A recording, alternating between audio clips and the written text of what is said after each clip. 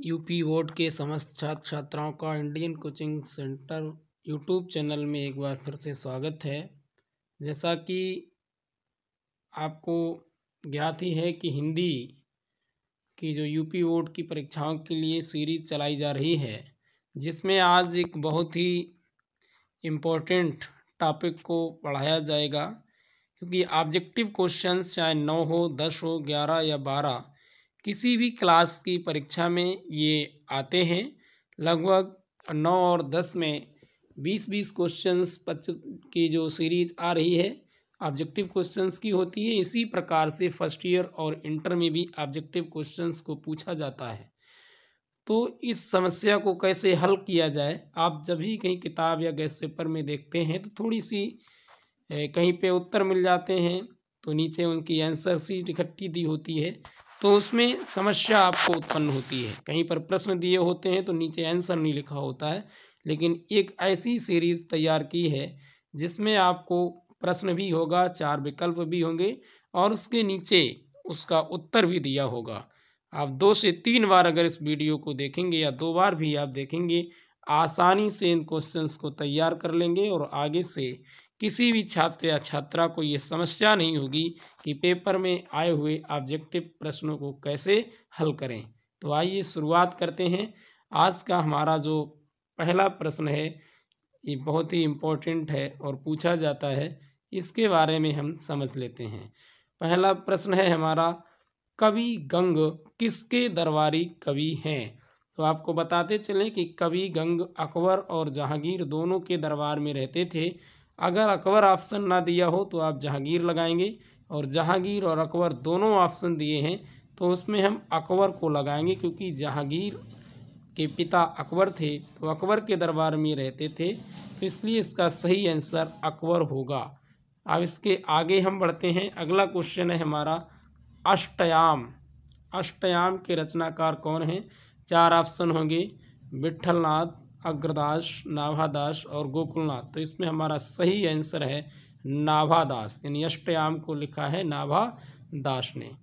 और ये भी कई बार पूछा है, 4 ऑप्शन हमारे दिए हैं। अगले क्वेश्चन पर हम बढ़ते हैं। हमारा पहला क्वेश्चन है कि हिंदी में प्रथम डायरी के लेखक कौन थे? यानी हिंदी में जो प्रथम डायरी है, डायरी एक प्रकार की विधा है, हिंदी में 16 विधाएं होती हैं, तो प्रथम डायरी कौन सी है? देखो, मोहन राकेश, धीरेन्द्र वर्मा, इलाचंद जोशी और नरदेव शास्त्री। तो नरदेव शास्त्री वेदतीर्थ की जो प्रथम डायरी है, जिसे जेल डायरी के नाम से जाना जाता है, तो इसी को हिंदी के प्रथम डायरी लेखक हैं। और इन्होंने प्रथम जो डायरी लिखी है वो है इनकी जेल डायरी। और ये जेल डायरी के नाम से विख्यात अगर प्रश्न आ जाए कि प्रथम डायरी कौन सी है, तो वो जेल डायरी होगी, जिसको लिखा है नरदेव शास्त्री वेदतीर्थ जी ने। और इसी के साथ जो हमारा अगला प्रश्न है, भाग्यवती, ये कई बार पूछा है। भाग्यवती उपन्यास के लेखक कौन हैं? तो श्रद्धा राम फुल्लोरी, प्रेमचंद, अमृतलाल नागर और राम प्रसाद निरंजनी। तो इसमें सही ऑप्शन है हमारा श्रद्धा राम फुल्लौरी, क्योंकि ये भाग्यवती उपन्यास इन्होंने ही लिखा है। आगे बढ़ते हैं 5वें प्रश्न पर। 5वें प्रश्न में पूछा गया है, राजा भोज का सपना, ये रचना है राजा भोज का सपना, ये किसकी रचना है? 2012 में इसको पूछा गया। दोबारा ऐसे भी पूछा जा सकता है कि राजा भोज का सपना के लेखक कौन हैं? अब बता दें कि हमारे हिंदी इतिहास में 2 राजा हुए हैं जो कलम और तलवार दोनों के धनी थे। एक तो राजा शिव प्रसाद सितारे हिंद और दूसरे थे राजा लक्ष्मण सिंह। तो इसमें राजा शिव प्रसाद सितारे हिंद भी हैं, लक्ष्मण सिंह भी हैं, श्रद्धाराम फुल्लौरी और भारतेंदु हरिश्चंद्र। ऑप्शन सही है राजा शिव प्रसाद सितारे हिंद। और ये भारतेंदु हरिश्चंद्र जी के गुरु भी थे, क्योंकि उस समय काशी में यही एकमात्र ऐसे राजा थे जो अंग्रेजी पढ़ना जानते थे, और राजा शिव प्रसाद सितारे हिंद के पास ही भारतेंदु जी पढ़ने जाते थे। अब अगला जो प्रश्न है हमारा, छठा प्रश्न है, हिंदी का प्रथम यात्रा वृत्तांत कौन सा है? तो इसमें हमारा सरयू पार की यात्रा, ये हिंदी का प्रथम यात्रा वृत्तांत है, जिसको लिखा है हमारे भारतेंदु हरिश्चंद्र जी ने। सरयू पार की यात्रा को भारतेंदु जी ने लिखा है, और ये पहला यात्रा साहित्य में माना जाता है। अन्य भी यात्रा साहित्य लेखकों के नाम पूछे जा सकते हैं, जिसमें यात्रा साहित्य का जनक राहुल सांकृत्यायन जी को माना जाता है। खासकर उन्होंने बहुत ज़्यादा यात्रा साहित्य में अपना योगदान दिया है। परीक्षा गुरु जो है ये पहला उपन्यास है। कलम का सिपाही ये जीवनी है मुंशी प्रेमचंद की, और पथ के साथी महादेवी वर्मा की रचना है। तो हमारा जो सही आंसर है सरयू पार की यात्रा।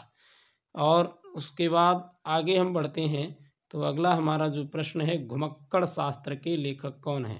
तो अभी जिसका हमने नाम लिया था घुमक्कड़ शास्त्र, तो 4 ऑप्शन है, मोहन राकेश, राहुल सांकृत्यायन, धर्मवीर भारती और अज्ञेय। तो कोई इसमें अज्ञेय, राकेश और भारती तो है नहीं, इसमें खा खंड हमारा सही है, राहुल सांकृत्यायन ये घुमक्कड़ शास्त्र के लेखक हैं। और ये राहुल सांकृत्यायन एक ऐसे लेखक थे जिन्हें 36 प्रकार की भाषाएं पढ़ना, लिखना और बोलना आता था। तो घुमक्कड़ शास्त्र के लिए जाने जाते हैं। और अगला हमारा जो प्रश्न है, कुटज के निबंधकार कौन, कुटज निबंध के लेखक कौन है या निबंधकार कौन है। तो कुटज के जो निबंधकार हैं इसमें 4 ऑप्शन हैं, अज्ञेय, हजारी प्रसाद द्विवेदी, भारतेंदु हरिश्चंद्र और नगेंद्र। तो हजारी प्रसाद द्विवेदी खा ऑप्शन हमारा सही है, क्योंकि इन्होंने अशोक के फूल इन्हीं हजारी प्रसाद द्विवेदी का ही है। कुटज भी है, विचार और वितर्क है, जिससे हम समझेंगे। और अगला प्रश्न हमारा आता है सन्नाटा। सन्नाटा निबंध के लेखक हैं। तो सन्नाटा निबंध के लेखक ना तो मोहन राकेश भी नहीं है, सच्चिदानंद हीरानंद, बादशाह अज्ञेय, हरिशंकर परसाई, वसुदेव शरण अग्रवाल। और ये प्रश्न 17 और 18 दोनों के एमएफ और एसी सेट में पूछा गया है। तो अज्ञेय जी सही है। सन्नाटा जो निबंध है इसको अज्ञेय जी ने लिखा है। और साथ ही ये भी देखते चलेंगे कि सन्नाटा की अगर विधा पूछी जाए तो इसमें निबंध बताया गया है। प्रश्नों से ये समझते चलेंगे कि सन्नाटा की विधा क्या है, निबंध है।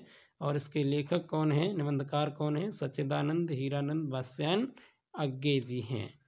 अगले प्रश्न पर बढ़ते हैं। दसवां प्रश्न है हमारा, फोर्ट विलियम कॉलेज स्थापित था मुंबई, कोलकाता, पूना और आगरा। ये 2012 और 16 में पूछा गया है। तो इसका खा ऑप्शन सही है। फोर्ट विलियम कॉलेज हमारा जो है वो कोलकाता में स्थित है। अगला प्रश्न पूछा गया है, काशी नागरी सभा की स्थापना हुई थी किस युग में हुई, ये पूछा है। तो काशी नागरी सभा की स्थापना भारतेंदु युग में हुई है, क्योंकि पंडित प्रताप नारायण मिश्र जी का काफ़ी योगदान इसमें रहा है, जो भारतेंदु युग के लेखक थे। तो इन्होंने भारतेंदु युग में काशी नागरी प्रचारणी सभा की स्थापना की है। और अगला है, हिंदी किस वर्ष नई ढाल में ढली। तो 1857, 1873, 1947, 1975। इसमें सही ऑप्शन है 1857 में हिंदी एक नई ढाल में ढली, यानी हिंदी को एक नई दिशा और दशा मिली है, नया मोड़ आया है। अगली रचना है हमारी, अगला प्रश्न पूछा है प्रश्न नंबर 13, पथ के साथी किस विधा की रचना है। तो पथ के साथी महादेवी वर्मा का संस्मरण है।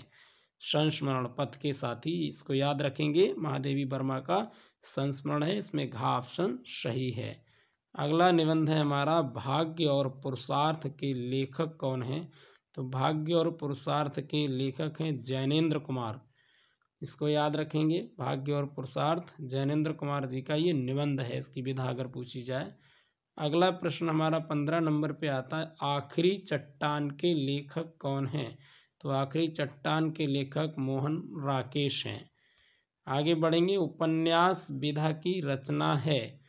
तो उसमें उपन्यास पूछ रहा है, नीड़ का निर्माण, फिर ये तो कविता है, कलम का सिपाही जीवनी है, पथ के साथी तो संस्मरण है। तो यहाँ पे बाण भट्ट की आत्मकथा यही हमारा उपन्यास की विधा में आता है।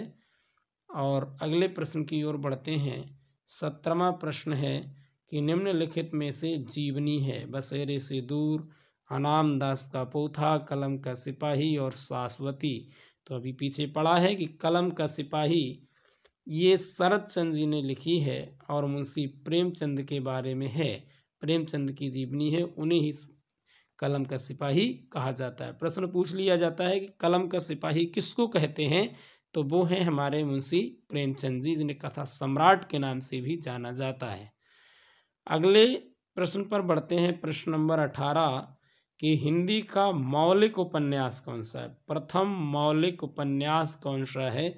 अगर ऐसे ना पूछे तो हिंदी का पहला उपन्यास कौन सा है, ये अगर पूछ ले तो इसको भी हमें याद रखना है। पीछे आपको बताया भी गया कि हिंदी का जो प्रथम मौलिक उपन्यास है वो है हमारा परीक्षा गुरु। पीछे हमने पढ़ा भी है, इसका क्वेश्चन तो नहीं दिया यहाँ पर, लेकिन समझेंगे। प्रथम मौलिक उपन्यास है हमारा परीक्षा गुरु, जिसको लिखा है लाला श्रीनिवास दास जी ने।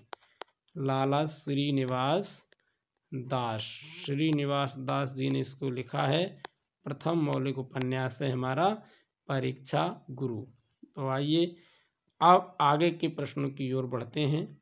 ये कुछ इम्पोर्टेंट प्रश्न और हैं यहाँ पर, किसी दूसरी किताब से इनको लिया गया है, लेकिन ये भी हमारे इम्पोर्टेंट प्रश्न हैं, इनको हम समझ लेते हैं। थोड़ा सा क्रम चेंज होगा क्योंकि अलग अलग किताबों से लिए हुए हैं, तो क्रम पर ना जाएं, प्रश्नों को देखें। माटी की मूर्तें किस विधा की रचना है। तो माटी की मूर्तें जो रचना है ये रेखा चित्र है, इसकी विधा है रेखा चित्र। अगला है साहित्यकार की आस्था, यानी रचना पूछी है साहित्यकार की आस्था, इस रचना के लेखक कौन हैं, तो ये है महादेवी वर्मा की रचना है साहित्यकार की आस्था। अगला प्रश्न पूछा है खड़ी बोली गद्य का प्रारंभ किस कृति से माना गया है। खड़ी बोली गद्य का प्रारंभ किस कृति से माना गया है, तो इसमें हमारा गा ऑप्शन सही है, चंद छंद वर्णन की महिमा। इसको लेकर एक थोड़ा सा विवाद भी है। कोई कवि गंग की ये चंद छंद वर्णन की महिमा जो है ये कवि गंग की रचना है, इसको भी माना जाता है। और जटमल के द्वारा लिखित एक कृति है हमारी गोरा बादल की कथा, उसको भी कभी कुछ किताबों में दिया गया है, लेकिन ज़्यादा सटीक अगर हम मानेंगे तो खड़ी बोली गद्य का जो प्रारंभ कृति है वो चंद छंद वर्णन की महिमा है, जो कवि गंग के द्वारा लिखी गई है, इसी को हम लगाएंगे। अब हम आगे बढ़ते हैं। अगला हमारा प्रश्न है 35 नंबर पे, छायावादोत्तर युग का काल है। तो छायावादोत्तर युग, अब छायावाद के उत्तर का यानी बाद का युग, तो 1938 से वर्तमान ईस्वी तक ये चल रहा है।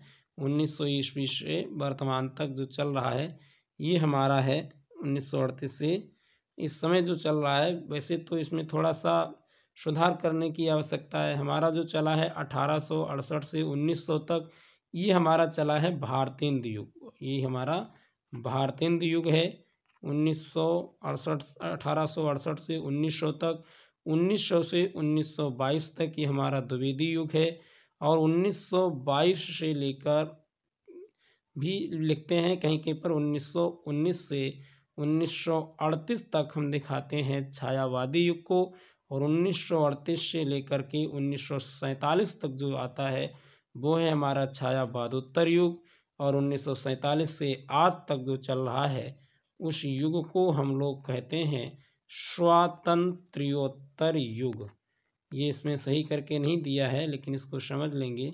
स्वातंत्रोत्तर युग ये 1947 ईस्वी से बाद आया है, तो ये इस बात को हम याद रखेंगे। चलिए आगे बढ़ते हैं। छायावादी गद्य के लेखक हैं। अब इसमें 4 प्रश्न हैं, बाबू गुलाब राय, यशपाल, जैनेन्द्र और डॉक्टर नगेंद्र। तो छायावादी युग के जो लेखक हैं इन चारों ऑप्शंस में वो हैं बाबू गुलाब राय। आगे बढ़ेंगे। छायावादी युग के सबसे प्रसिद्ध आलोचक हैं, अथवा इसमें पूछा गया है कि आलोचक के रूप में कार्य करने वाले लेखक हैं इन चारों में। तो आलोचक आपको मालूम है वो कहलाता है जो अच्छाई और बुराई दोनों के बारे में बताए, तो वो है हमारे रामचंद्र शुक्ल। क्योंकि भारतेंदु जी आलोचक नहीं रहे और इन्होंने नाटक आदि लिखे हैं, धर्मवीर भारती भी इस क्षेत्र से दूर हैं, तो हमारे आचार्य रामचंद्र शुक्ल हैं जो छायावादी युग के एक आलोचक हैं। आगे प्रश्न पर बढ़ते हैं। भारतेंदु युग के निबंधकार या लेखक कौन है? तो इसमें ज्ञानेंद्र कुमार, कुबेरनाथ राय, प्रताप नारायण मिश्र, महादेवी वर्मा। तो प्रताप नारायण मिश्र जो हैं ये हमारे भारतेंदु युग के निबंधकार माने जाते हैं। बताया था नागरिक प्रचारणी सभा में इनका योगदान रहा है। अगला है प्रश्न हमारा, निम्नलिखित में से आत्मकथा है? आवारा मसीहा, ये तो जीवनी है विष्णु प्रभाकर की। चिंतामणि ये भी नहीं है, ये रामचंद्र शुक्ल की रचना है। कलम का सिपाही जीवनी है। अपना अपना भाग्य, तो इसको ध्यान देंगे, ये हमारी आत्मकथा है। अगला प्रश्न हमारा है, तार सप्तक के संपादक कौन हैं? तार सप्तक के संपादक कौन हैं? तो तार सप्तक के संपादक कई बार पढ़ाया गया और बताया भी गया है कि अज्ञे जी, जिनका पूरा नाम है सच्चिदानंद हीरानंद वात्स्यायन अज्ञे। और तार सप्तक जो था ये सबसे पहले हमारा हुआ था 1943 में। 1943 में तार सप्तक पहली बार प्रकाशित हुआ। उसके बाद 8 साल अगर हम इसमें जोड़ देंगे तो दूसरा हमारा हुआ 1943 और 8 51। तीसरा अगर पूछे तो ये हुआ हमारा 1959 में। इन 3 तार सप्तकों को हम याद रखेंगे क्योंकि इनमें से कोई ना कोई एक जरूर पूछा जाता है और जिसके संपादक अज्ञे जी हैं। आगे बढ़ते हैं। प्रश्न है हमारा, खड़ी बोली में व्यवस्थित भाषा का प्रयोग सबसे पहले किसने किया? तो वो हैं हमारे राम प्रसाद निरंजनी जी, जिन्होंने खड़ी बोली में व्यवस्थित भाषा का सबसे पहले प्रयोग किया और ये प्रश्न 2012 में पूछा गया है। अगला प्रश्न है, हिंदी गद्य का जनक कहा जाता है? तो ये तो सभी को मालूम है, हिंदी गद्य का जनक सिर्फ भारतेंदु जी को कहा जाता है क्योंकि ये हिंदी गद्य के जनक रहे हैं। इन्होंने ही हिंदी गद्य को एक नई दिशा और नई पहचान दी है। इससे पहले अधिकांश रचनाएं काव्य में लिखी जाती थीं। अगला प्रश्न है, हंस पत्रिका के संपादक थे? तो हंस पत्रिका के संपादक मुंशी प्रेमचंद थे। ये प्रश्न 2014 के बीके सेट में पूछा गया है। अगला प्रश्न हमारा आता है, आलोचना के क्षेत्र में सर्वाधिक प्रसिद्ध हैं बाबू गुलाब राय, रामचंद्र शुक्ल, मिश्रबंधु और प्रेमचंद। तो ये प्रश्न दोबारा फिर से रिपीट हुआ है। आलोचना के क्षेत्र में आचार्य रामचंद्र शुक्ल ही आते हैं। अगला प्रश्न है, हिंदी बोलियों में से राष्ट्रभाषा बनी? ब्रजभाषा, बुंदेली, खड़ी बोली, अवधी, यानी कई बोलियां हैं लेकिन हिंदी में राष्ट्रभाषा का दर्जा खड़ी बोली को दिया जाता है। ये जो खड़ी बोली है इसका नाम होता है खरी बोली। खरी का मतलब होता है स्पष्ट। तो जो स्पष्ट हम लोग शुद्ध शहरी क्षेत्रों में बोलते हैं वही खड़ी बोली है।